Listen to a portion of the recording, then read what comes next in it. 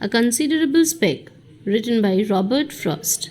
A speck that would have been beneath my sight on any but a paper sheet so white. The speaker here says that there was an extremely tiny spot, a speck, on the bright white sheet of mine.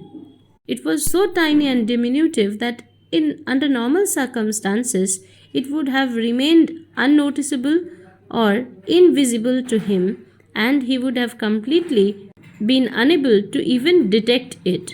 And the only reason for which he has been able to notice that tiny speck is because noticed it in the backdrop of a stark brilliant white object, that is the sheet of his.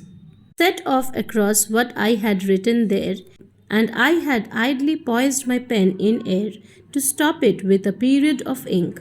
The speaker or the poet was writing on this sheet of paper, and when he had suddenly noticed this minute life that he has seen there or noticed there, the minute little tiny dot, and it was not actually an inanimate object, but it was crawling over the words, over his writing, and therefore he had paused. He had taken a break, and his pen was simply hovering in the air over the paper, and he was looking at this tiny insect, this tiny moving dot. Stop it with a period of ink. So whatever he was writing, he was just going to terminate it, to finish it, to wind it up, to end it with a final period mark. But just in that situation, before it could happen, before he could put the final mark, he had noticed this tiny dot, and therefore he paused. He could not complete whatever he was busily writing. When something strange about it made me think this was no dust speck by my breathing blown, but unmistakably a living mite. Just as the poet is about to set his pen back to the paper, the movement of the tiny dot or the tiny speck or the dust particle which he was thinking it till now, it started moving. It started crawling across the page. This makes the poet stop and consider it even more minutely. And upon closer observation and contemplation, he realizes that this little speck is not just any random bit of dust, but which just got carried away here by his own breathing as he wrote, but rather the speck is definitely a living mite traversing the page. With inclinations it could call its own. It paused as with suspicion of my pen, and then came racing wildly on again.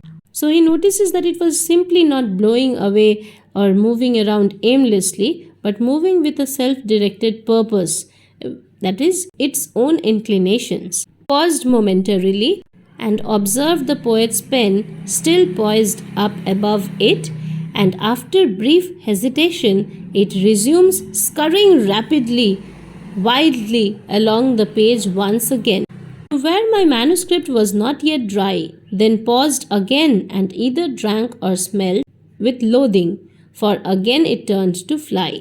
Mite again started traversing across the page, and it was scampering over the poet's manuscript where the ink was not yet dry, the portions where he had just recently written, and it seemed to either drink the ink or smell it, and then with loathing, it didn't like it, it didn't approve of it. It again tried to fly away, tried to retreat as quickly as possible. Plainly with an intelligence I dealt, it seemed too tiny to have room for feet, yet must have had a set of them complete. Through observing the mite for so long, the poet thus comes to a conclusion that it has self-motivated movements and interactions, thus must be mentioned as an intelligent creature who is acting intentionally and not just mindlessly drifting away. Though it was unimaginably minute that it doesn't even seem possible that it could contain any space for a full set of feet with such a microscopic form, yet somehow within its diminutive body, the mite does indeed possess an entire functioning set of feet needed to traverse the page. To express how it didn't want to die, it ran with terror and with cunning crept. It faltered, I could see it hesitate. The poet sees the mite falter, hesitating in an uncertain, wavering manner, as if internally deliberating what to do next, just being guided by the intentions or by the desire to survive and evade death, suggesting the fear that it had in its mind, considering the poet and the pen which was hovering above it. Then, in the middle of the open sheet, cowered down in desperation to accept whatever I accorded it of fate. After exhibiting that moment of hesitant indecision and roaming around crazily in panic, in a great frenzy to survive, to hide, but finally it ends up frozen in the very center of the blank open page and crouched down low against the paper as if in desperate surrender, as if it was willing to accept whatever fate was meted out to it, however it was dealt with by the poet or the writer. I have none of the tenderer than thou, collectivistic, regimenting love, with which the modern world is being swept. At this climactic moment, at this climax, the poet declares that he does not personally possess any sentimental or excessively gentle nature, nor any of oppressive variety like the collectivist love that tries to control everything around with specific set of regulations, and he criticizes this totalitarian kind of love which he sees as currently overtaking the modern world, in which out of love yet the people try to control and overpower every action of another. He was not of any sort of gentle by nature, nor did he follow what the whole world was obsessed with, the trend which was followed in the modern world. But this poor microscopic item now, since it was nothing I knew evil of, I let it lie there till I hope it slept. So therefore, observing this particular helpless tiny mite pitiably poised before him, and given that it has done no evident harm till now, the poet decides not to interfere with it nor harm it. It has posed no threat to it either, and therefore he chooses to leave it undisturbed, hoping it to fall asleep, and then he can shift it. Granted it moment of rest or sleep in peace. I have a mind myself and recognize mind when I meet with it in any guise. No one can know how glad I am to find on any sheet the least display of mind. So in conclusion, the poet declares now that he himself possesses intelligence and imagination and is able to perceive those same faculties of intelligence, intellect, creativity when he encounters them manifested through any living being.